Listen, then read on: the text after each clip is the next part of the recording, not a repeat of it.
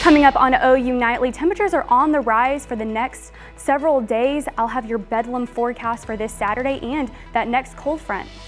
It's day one in the countdown to the 29th anniversary of the Murrah Building bombing. How the 168 lives lost are being honored ahead. Plus, the city of Norman's permit system shuts down. We explain why. This is OU Nightly.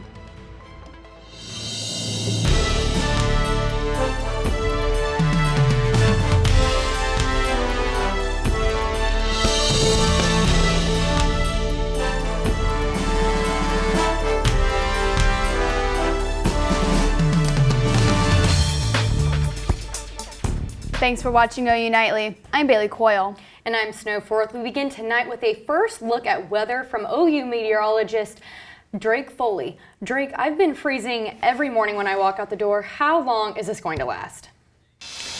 Yeah, Snow, it's been absolutely freezing lately, but we might actually start to see some relief. As you can see out in Guyman, 68, that's going to start to move down into the metro area over the next couple days, and it's going to be bringing some warmer temperatures, not extremely warm, but warm, and those current wind speeds, double digits across the state until you get down to the southeastern portions of the state where it's kind of minimal at all.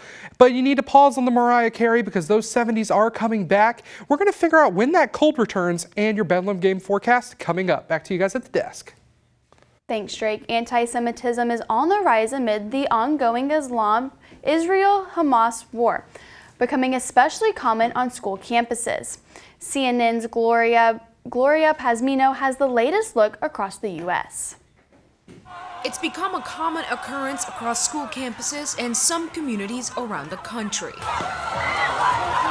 Messages of hate scrawled across walls and online, memorials destroyed. The increasingly tense rhetoric and protests following the war between Israel and the Palestinian group Hamas, raising concerns about a rise in anti-Semitism. This is a threat that is reaching, in some ways, sort of historic levels. Patrick Day, a 21-year-old student at Cornell University, was arrested Wednesday in connection with a series of anti-Semitic threats he allegedly made against Cornell University's Jewish community. You're making threats on this random website.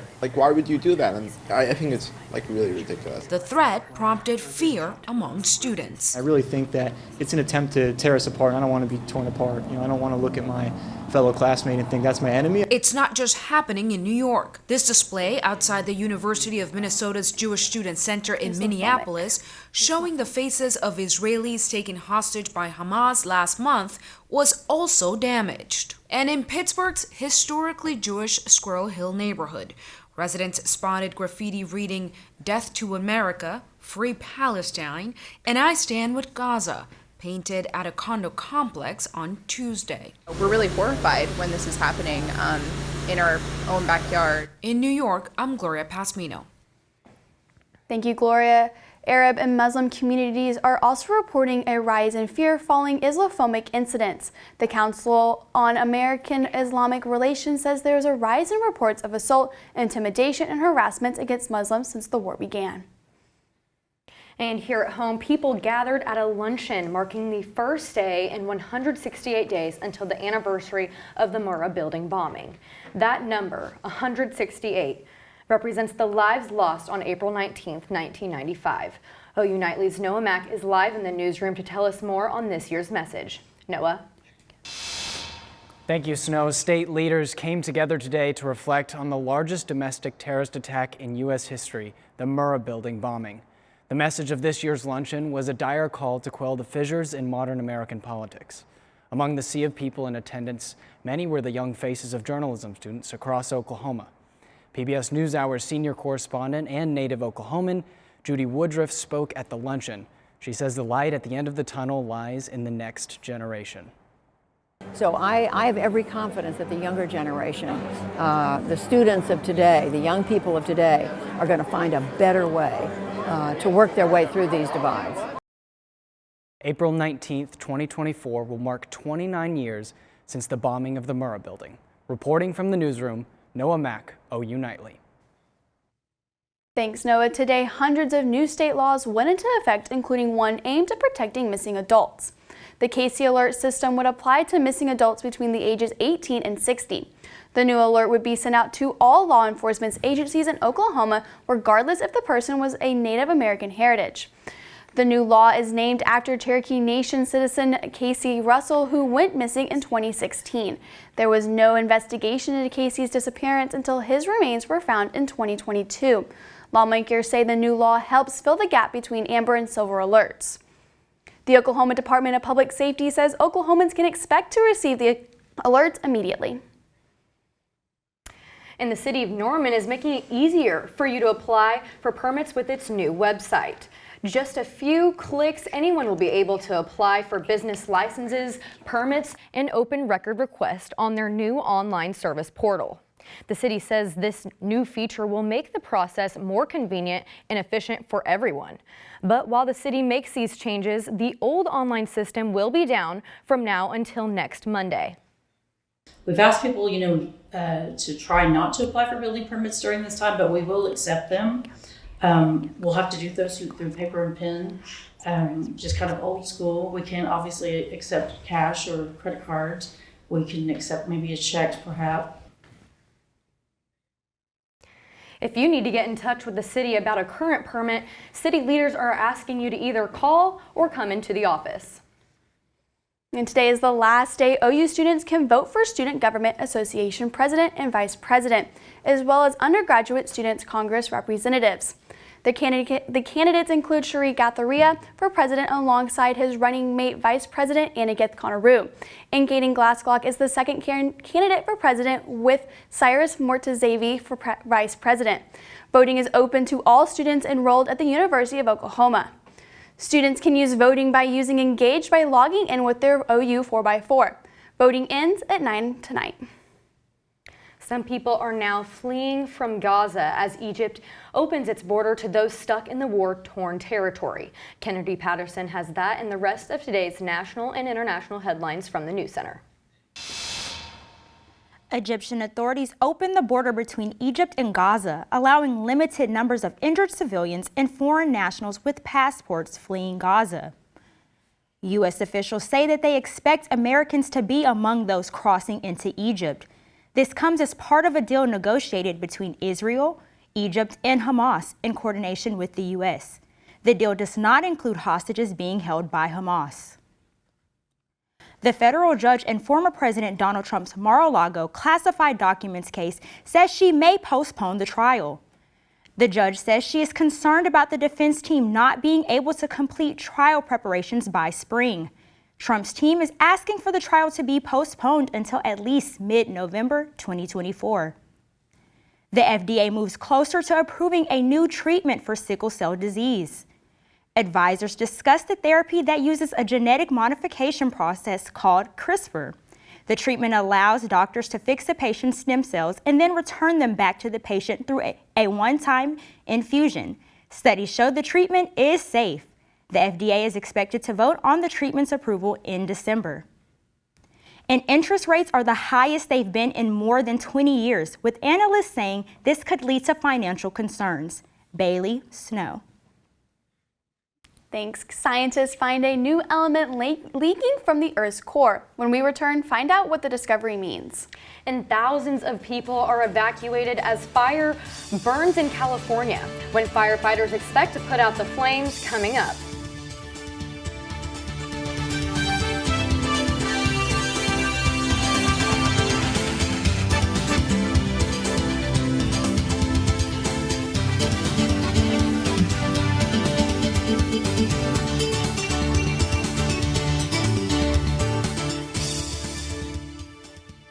A gas normally found in space is discovered here on Earth.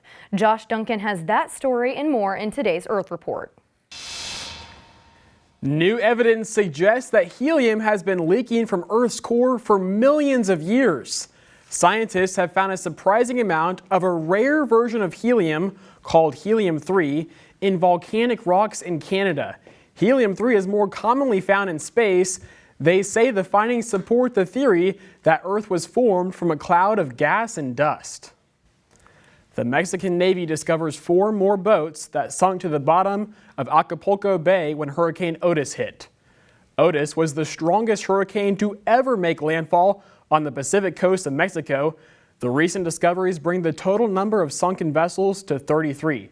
The boats are believed to be one of the main causes of death from the hurricane, which killed at least 47 people.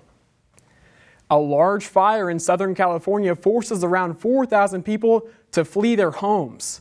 The Highland Fire began on Monday as a small vegetation fire before exploding in size, consuming nearly 2,500 acres. Officials say the fire is currently just 15% contained. The Riverside County Fire Department is projecting the fire to become fully contained a week from today. And don't forget, daylight saving time ends this weekend as clocks fall back an hour, meaning we get an extra hour to sleep in. Snow, Bailey. I know I definitely need that extra hour right now. Thank you, Josh. Halloween is over, but holiday season is just getting started. After the break, learn more about today's holiday, Day of the Dead.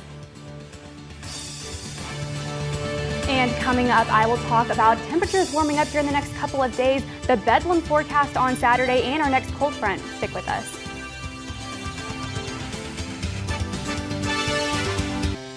Well, thanks for joining us here at OU Nightly on a Wednesday afternoon, but temperatures right now are sitting in the 50s, and just taking a look outside on our campus cam, it is gorgeous. It's been gorgeous all week. After that cold front came through, the clouds just cleared out, and so it's perfect weather for you to just go outside and do something today. It's not too cold, 55 degrees right now. Winds are out from the north right now, but this evening, it will be in the 40s. We will get pretty cold this evening. 48 degrees by 6 p.m., 45 by 7 p.m., and then 40s going into the low 40s overnight into tonight. Some clouds start to roll in. Lows tonight are going to be in the 30s here in Norman, 33 degrees here in Norman, and 20s and 30s across the state with winds from the south about 5 to 15 miles per hour. And then for your Thursday into Friday, we will be warming up. So if you're not a big fan of these very cold temperatures that we've been having, well, tomorrow we're going to be almost in the 60s, 59 degrees for a high tomorrow, and then we'll be in the 40s tomorrow evening and tomorrow night. So a little bit cool, a little bit warmer than we've been, and we're going to keep warming up into the next couple of days. So 69 degrees for kickoff at Stillwater for this Saturday for the Bedlam forecast, 70 by halftime, 60s by the end of the game, and tailgating starts pretty early and it'll be warm then too. But we do have another cold front moving through. We will be warm here in the next several days into next week. Monday will be warm, Tuesday, and then Wednesday we will see temperatures start to cool off. We will have that winds change directions from south to north. Wednesday we will have temperatures cooler. We will have that cold flow, and then the week after that, we're also looking at this bad boy up out in the Pacific. That's going to come in, give us maybe even some more rain into the next week, into the second week of November. So we will see 69 degrees for the game, and it will be windy on Saturday there in Stillwater, 10 to 20 miles per hour. Gusts will be even over that, between 25 to 30 in some places. 70s next week, and daylight savings time ends on Saturday. We will start to fall back, and we'll get an extra hour of sleep, and that will be amazing for us. For me, I definitely need the sleep, but temperatures are going to be amazing on Saturday for the game if you're going.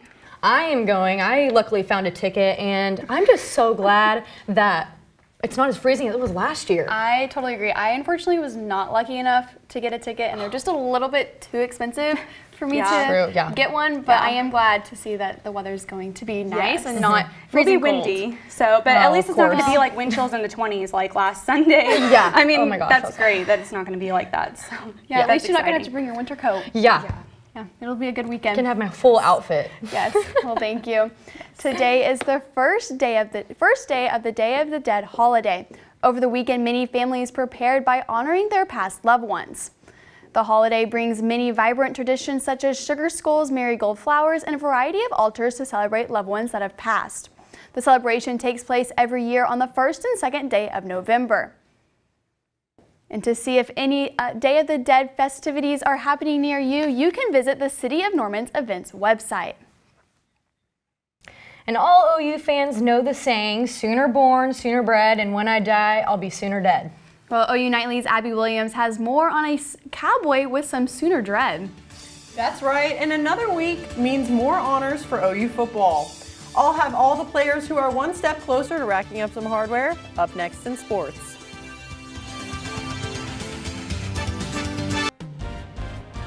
I'm Abby Williams, and it's time for sports. The countdown is on for Bedlam. Even as the annual rivalry game comes to a close, players are still fired up to play their in-state rival. Halloween was yesterday, but one OSU player still seems to be in costume. Oklahoma State offensive lineman Dalton Cooper is talking some big talk ahead of the final Big 12 Bedlam rivalry game. Growing up in Prague, Oklahoma, Cooper is no stranger to this rivalry. Cooper says 95% of OU fans didn't even go to school there, and his younger self would agree. Looks like one Cowboy is looking a little red. Dalton Cooper, or the former OU fan, has quite a few tweets revealing that he too was Sooner born, Sooner bred. Saturday's 2:30 matchup should be one for the history books. Oklahoma linebacker Danny Stutzman racks up the tackles and the honors. Stutzman was named one of the 12 semifinalists for the Lombardi Award. The second round of voting begins tomorrow to determine the final four. Stutzman was injured on Saturday, but freshman Kip Lewis is showing up when needed. You know, as I've said before, he finds the football, plays really hard. He's a two-time, defensive player of the year in the state of Texas. From a great program. He knows how to play, knows how to compete. When he's gotten his small window of opportunity, he's really delivered. I feel good about Danny. He feels pretty confident, but we'll see. May not be something that we don't know till close to game time. Among the 14 freshman semifinalists on the list for the Sean Alexander Freshman of the Year Award, OU is the only school with two of them. Both have insanely impressive resumes this season. Nick Anderson leads the Big 12 in touchdown receptions, and Peyton Bowen has the most pass breakups in this Oklahoma defensive squad. Now on the basketball court, it was all tricks and no treats for West Texas A&M last night. OU women's basketball beat the Buffs by 75 points, 113-38. Just some light work for the reigning Big 12 champs. Over to the men's team, they scrimmaged themselves tonight at 7 in the Lloyd Noble Center. Oklahoma volleyball takes a drive down I-35 today to Waco, Texas, where the team hopes to serve number 21 Baylor a loss. The match is at 7 tonight and is the Sooners' last one before their bye week begins. Bailey, Snow. That should be a good game. Thank you, Abby. And now that it's November, it's time for turkey. And just how much a Thanksgiving feast is going to cost you this year? We're going to talk about that after the break.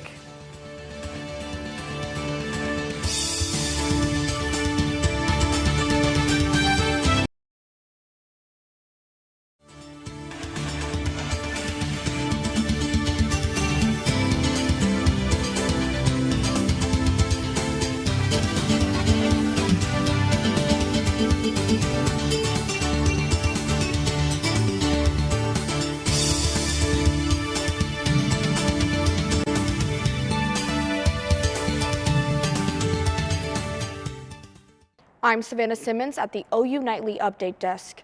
A dispute between neighbors ends with an arrest in southeast Oklahoma City today. Oklahoma City police say Alan Provost threatened his neighbor with a gun near South Indian Meridian Road. Police say Provost is charged with 2 counts of threatening an act of violence. Snow, Bailey, back to you in the studio. Thank you for the update, Savannah. But some good news for your grocery bill. Prices of turkeys are way down this year. According to the Wells Fargo's Thanksgiving report, prices of the gobblers at grocery stores are down 13%. The decrease in price is because of supply and demand of the price of refrigerated trucking used to transport the bird is also down. Turkey prices are expected to keep dropping as Thanksgiving gets closer. Okay, Snow, I have to ask you, this is a hot take. Do you think it is Christmas time or is it Thanksgiving time? You know, I'm a stern believer that it is Thanksgiving time. It's not Christmas time yet. We can celebrate Christmas after Thanksgiving, but I think we need to give Thanksgiving its time, you know? Can't it be too early? I 100% agree. We can start celebrating Christmas the day after Thanksgiving, but right now, we can all agree, though, that it is Bedlam time. Yeah, that's right. And so there's going to be a lot of people going to this game this weekend up in Stillwater. Christine, what can we expect for the weather this weekend? This weekend is going to be very warm in the upper 60s and 70s, but those winds are going to be very breezy from the south, about 10 to 20 miles per hour around kickoff time, gusting up to 25, even to 30 miles per hour at some times. And but at least we won't see those wind chills that we saw last week. But going into the rest of this week and the weekend, 69 on Saturday, 73 for Sunday. We do have a wind shift coming Monday, but temperatures are going to be in the 60s next week. Thanks, Christine, and thank you for watching OU Nightly. I'm Bailey Coyle. And I'm Snow Forth. Be sure to watch OU Nightly weekdays at 4:30. Good night.